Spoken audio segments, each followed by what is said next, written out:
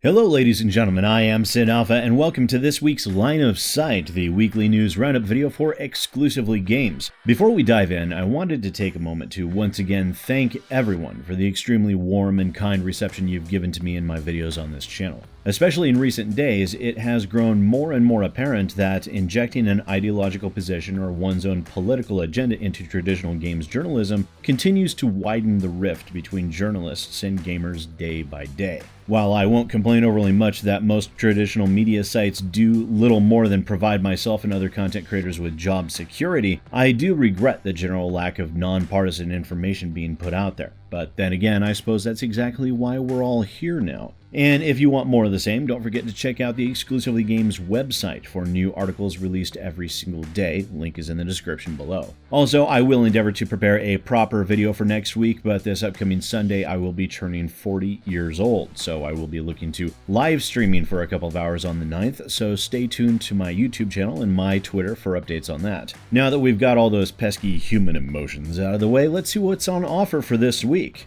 Cuphead pulls a Bethesda and will be available to play in Tesla cars. Microsoft takes a dig at Epic Games and announces they will be coming to Steam. A potential Baldur's Gate 3 has been teased. Behavior Interactive discusses their no-crunch work environment. And Bethesda's Todd Howard admits they were aware there would be fallout over the Fallout 76 launch. Now that we're all queued up, let's get started. It's no secret that Bethesda has continued to bring Skyrim to as many platforms as possible across the world, with its presence on every console imaginable, including mobile and even Amazon's Alexa. Bethesda even released an April Fool's joke that included Skyrim running on a Samsung smart refrigerator that also served as the announcement for the Skyrim Very Special Edition that is very much playable on Amazon's Alexa device or phone app. And it would seem that Elon Musk has decided to introduce something similar with his line of Tesla cars. Per IGN, Elon Musk revealed the news during the 200th episode of the weekly Tesla podcast titled Ride the Lightning. In that podcast, Musk said, "Cuphead we've got working. The developers have been helping us make it work. It's a cool game. It's insanely difficult. It's sadistically difficult. It's a twisted plot. It's dark. It looks like some cute little Disney thing and you're like, this plot is very dark."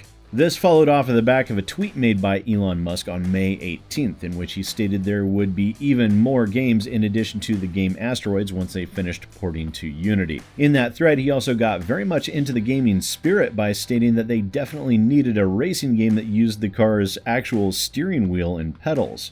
Maja Moldenhauer from studio MDHGR had this to say. "When Tesla reached out to us to bring Cuphead to their vehicles, we were thrilled. Finding out that Mr. Musk was a fan of our game was extremely humbling, and getting a chance to work with such an innovative company has been really exciting. We hope Cuphead can add some classic fun to such forward-thinking vehicles." The Tesla version of Cuphead will require a wired USB controller, and Tesla owners will not be able to play the game using the touchscreen interface. Also, it is worth noting that only the Inkwell Aisle 1 section of the game is playable due to the data storage limitations of the Tesla cars, something that will hopefully be expanded upon in the future.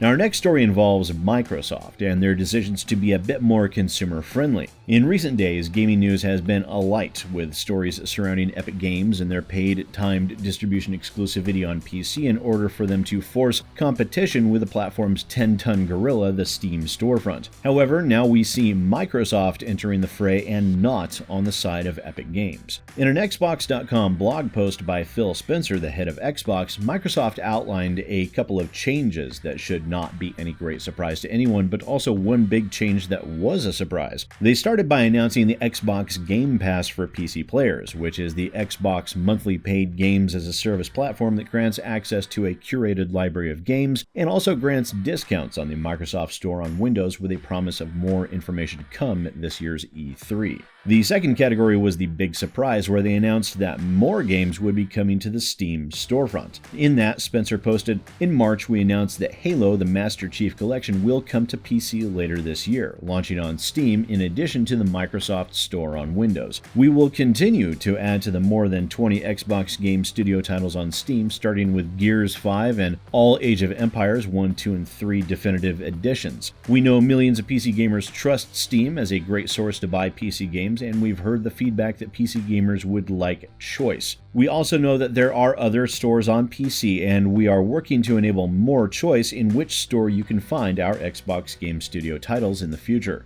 But it would seem that Phil Spencer wasn't done there and decided to throw into the mix Microsoft's now supporting the Win32 application format on the Microsoft Store. Well, we recognize that Win32 is the app format that game developers love to use and gamers love to play, so we're excited to share that we will be enabling full support for native Win32 games to the Microsoft Store on Windows. This will unlock more options for developers and gamers alike, allowing for the customization and control they've come to expect from the open Windows gaming ecosystem.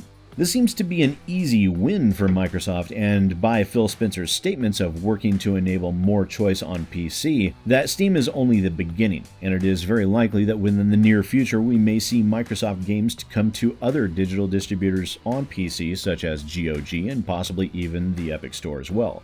Now, our next story is what you would call a little package within a big deal. A few days ago, Larian Studios, the developers of the Divinity series of video games, including the popular Divinity Original Sin and Original Sin 2 games, decided to update their website to show this logo that some originally thought to be a tease for an upcoming Divinity Original Sin 3. However, as this is the internet, some people decided to look into the files and settings on the webpage, and what they found was that the image being shown was titled Baldur's Gate Logo 3 Retouched. So it would seem that gamers may be in for a pleasant surprise with a new Baldur's Gate game. For those of you that aren't familiar, the Baldur's Gate 1 and 2 video games were popular RPG titles within the Dungeons & Dragons world and were developed by BioWare. Baldur's Gate 2 was initially released in September of 2000. On a side note, if you've never played Baldur's Gate or Baldur's Gate 2, I personally highly recommend them. They're among my top 10 video games of all time. And while I try to avoid too much editorialization in the Line of Sight series, I am beside myself with excitement over the prospect of a new Baldur's Gate game after nearly 20 years. Next up, we have Behavior Interactive's CEO Remy Racine discussing the abolition of crunch within their studio. Now, crunch has been a huge difficulty within the games industry, and it is something that still goes on to this day in spite of the extremely negative reaction it gets from gamers the world over. In this blog post, Remy Racine discusses the lack of crunch and the positive effect that it's had on Behavior Interactive. In that blog, Racine said, "The video game industry is notorious for its crunch time, the period when, with a release date looming, entire teams are expected to work extended hours for weeks, sometimes months. Behavior was no different. I bought into crunch time as the price to pay to live up to the expectations of clients and players. It was time to break the habit and question crunch time culture. Can employees who work 8 hours a day be as productive as those who stay at the office for twice that amount of time? Could I abolish crunch time by implementing more efficient processes? As president, was I responsible for every employee's well-being? Yes, yes, yes. So how did I do it? It wasn't easy, and it didn't happen overnight. It took 10 years to transform Behavior into a company where crunch time is but a vague memory, where employees can always pick up their kids at school or daycare. I started by banning sleeping at the office. Teams could work as late as they wanted, but I never again wanted to be greeted in the morning by zombified programmers and developers. Next, I stopped encouraging employees to work weekends to respect deadlines. Anyone who wanted to could, and still can, but it would no longer be expected of them. I surrounded myself with managers who shared my vision. Deep organizational change comes from the top, but must be implemented at every level. And the results of that fundamental shift, Racine says it has been a very positive one. In 2018, 0.25% of all hours worked at Behavior were in overtime. That is not even enough hours to warrant a full-time position. That same year, we launched 100 updates, collaborated to the creation of 15 new games, and gained 20,763,454 new players worldwide. So while crunch still exists within the games industry, we have an example of a net positive for the absence of crunch in Behavior Interactive. Our final story for the week involves Todd Howard and Fallout 76. Despite anyone's personal opinion, Fallout 76 has not been well received by the majority of gamers due to myriad stability issues, a general lack of content within the game, the numerous problems that resulted from the majority of the game files used coming from Fallout 4, the problems with the creation engine, and the numerous controversies including the nylon duffel bags where canvas ones were advertised, and the Nuka Dark rum bottles, to say nothing of the blunders of Bethesda's PR department. department. And on IGN's IGN Unfiltered, they interviewed Todd Howard regarding the release of Fallout 76. Now, in that interview, he said that was a very difficult development on that game to get it where it was. We were ready for a lot of those difficulties that ended up on the screen. We knew, hey look, this is not the type of game that people are used to from us, and we're going to get some criticism on it. A lot of that is very well deserved criticism. When asked if Fallout 76 had done any lasting damage to Bethesda's reputation or the Fallout brand, Howard responded, "I'm sure it's had some. It would be naive to say it's had zero, but I think if people come to the game now, they'd be surprised." The main takeaway we had was you've got to let it bake with a large live audience for longer than we did. There are just certain things you can never see until it's running 24/7 for a number of months. Based on Todd Howard's statements, it would seem he was mimicking or mirroring similar sentiments uttered by BioWare over the release of Anthem involving how the game was released.